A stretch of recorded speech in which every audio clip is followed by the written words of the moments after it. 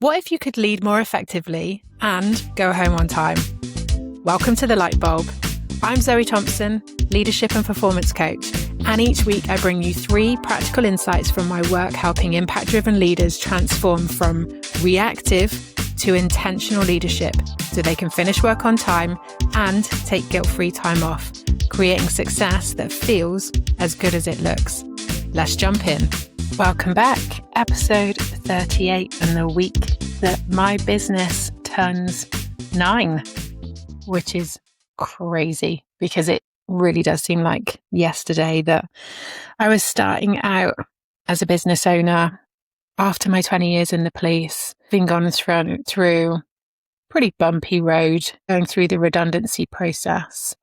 And wow, what an amazing 9 years it's been. And now heading into this next 12 months with lots of plans, lots of exciting things on the horizon, and also thinking about how to celebrate 10 years next year, because I feel it needs a good celebration. So I'm open to ideas if you have any suggestions for that. But for now, episode 38 and my 3 light bulbs from my client work this week, which has, as always, been a really good mix, different challenges, and talking about what good leadership looks like, how we can be more efficient, more effective, and also develop our teams as well. So let's get straight into them. Okay, light bulb 1 this week. No isn't the only way to say no. Now, I know that social media tells you that no is a complete sentence and that confident people, assertive people are very good at just saying no. For most of us, it's not that simple. There's a lot of reasons why we don't want to say no. We also don't want to put ourselves out and say yes to the things that we don't want to say yes to. A lot of us are driven by impact. And so that shows up in wanting to help, wanting to be supportive. And when you are driven by those values, when you are impact driven, saying no doesn't necessarily align with those values. Finding a way to say no in a way that aligns with those values is what actually helps people to say no. But we need to do it in a different way. We need to protect what's important to us. We also need to align with our values. So we talked about this in the workshop this week with the group of leaders from Breast Cancer UK. So we are in module 2.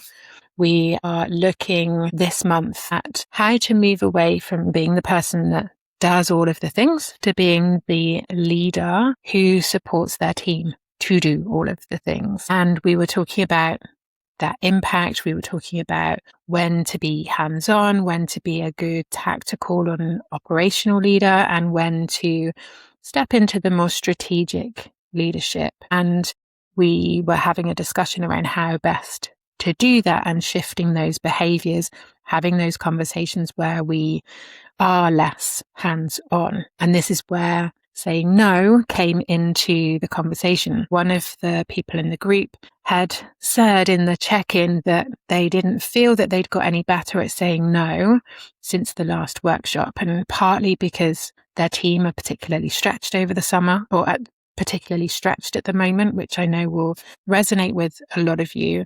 And so it felt harder for them to push back. Now, as we got into the conversation, I think they recognized that actually they were saying no, and progress is progress. And sometimes it feels like we're not making progress, but when we look into it, when we dig a little deeper, we can see that that progress is there, maybe not reached that point where we're starting to feel like it is different. We had this discussion in the group. Other people were sharing their experiences, and we recognized in that conversation that it's not necessary that we can't say no. It's that sometimes we feel like no has to be a straight no. And as I said, it doesn't have to be a straight no. And if we can find ways of saying no that align with our values, that show up in the way that we want to show up, then that is going to be a much easier version for us to use. And we don't feel like we're letting someone down. I shared with the group the different ways of saying no, of seeing no as more like a negotiation rather than that kind of hard no and a pushback. It might be no, not me. That might be because somebody else is better placed to do that. It might be that somebody else is available to do that. It might be that actually, no, not me, is because it's not my role and you've come to the wrong person in the first place. It might be, no, not now. The timing is wrong. It's not as urgent as it feels for them. It's not urgent for you and you've got urgent tasks booked in. So it might be, no, not now, but I could do it tomorrow for you, or I can do it next week for you. And then, no, not like that. Maybe they're coming to you asking you to do something in a particular way, and you might see an alternative. You might see a different option. You might see a different approach. And there is, of course, still the no full stop, which I don't hear very often. I think that negotiation conversation rather than the no rejection really helps. And this isn't just a workplace conversation. We pick up this in our personal lives as well. Actually, a strong no and a pushback will often feel like a rejection. Whereas when we can say, no, not me, no, not now, or no, not like that, and offer up a different solution, we start to get into those conversations of joint problem solving, joint solutions. It feels like we are still trying to make an impact, still trying to make a difference, still trying to be helpful and supportive, but in a way that works for both of us. It's that I'm okay, you're okay. It's having those conversations that might have a little bit of a yes and a little bit of a no, that means that it's a joint solution for both people. Think about when you said yes, when you knew that you probably should have said no, or negotiated something different that worked for you as much as it worked for them. And if you revisit that scenario, which one might have worked better? Would it have been a no, not me, no, not now, or no, not like that? If it's also helpful to you, think about something that might come up in the next week. Maybe conversations that you have with particular people that come to you on a regular basis, and how might you approach it differently in the next week? Okay, Lightbulb 2. Great leaders are good at coming up with solutions. The best leaders recognize that they don't have to apply that solution. They don't have to be the person who implements the solution. And again, this came up in a group call this week, and almost word for word, just turned around and said, actually, I'm great at coming up with solutions. I am great at problem solving, but that doesn't mean that I have to solve the problem. And that might really help my team's development if I support them to implement the solution rather than do that myself. If you have come up into leadership through being a great problem solver, this is probably something that you experience on a regular basis, because the solutions come to you quickly and you get a bit of a buzz. You do get a bit of a dopamine hit out of finding solutions to different problems, seeing challenges, seeing solutions, being able to implement the changes that fix the problem. And that is great. That is great at a certain level. Once you get into leadership, your role is to help your team to find solutions and help support and guide them to implement those solutions. Very rarely should it be escalated for you to implement. Solving a problem and fixing the problem personally is going to be in your comfort zone, because that's what you've done. Your brain has registered that it's a good thing to do. It has positive results. It feels good. It has good positive consequences. However, in the role that you are now in leadership, it is going to keep you stuck. And also, it's going to keep your team stuck as well. You're not developing a skill. You're not getting any better. And you're also stopping your team from getting better and developing that skill set, developing that knowledge, developing that experience. So you're burning the bridge. rather than helping them to build that bridge to close that gap between where they are now and where they need to be and where you need them to be. So yes, it will be very easy for you to jump in and solve the problem and for you to do that personally. That is not going to help your team to develop those skills. So the moment you notice that you know what the fix is, that's the time to pause, prioritize what is most important here, and then proceed with purpose. In that pause, you're going to check in to say, okay, do I need to resolve this? Do I need to implement the solution? Or do I need to support my team or individuals on my team to take action and implement the solution? Maybe they've even come up with the solution themselves.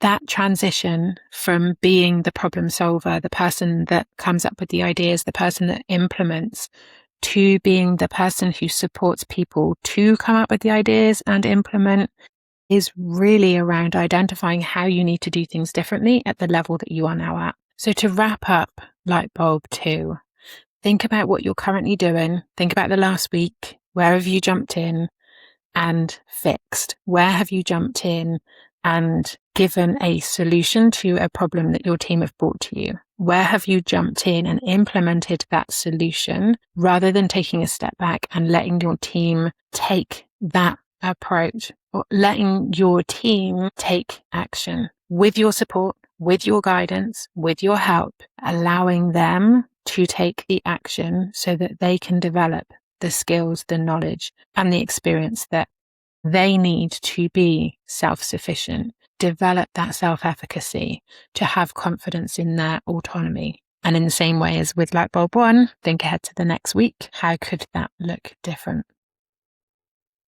Okay, Lightbulb 3. You can take responsibility without taking it personally. Sometimes people get caught and stuck in the place where it's both.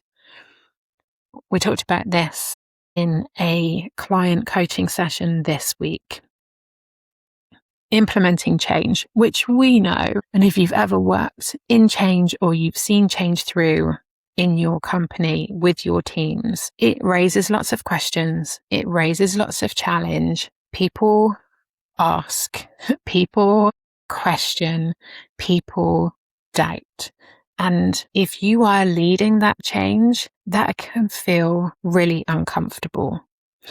Naturally, you'll want to defend the changes that you are making.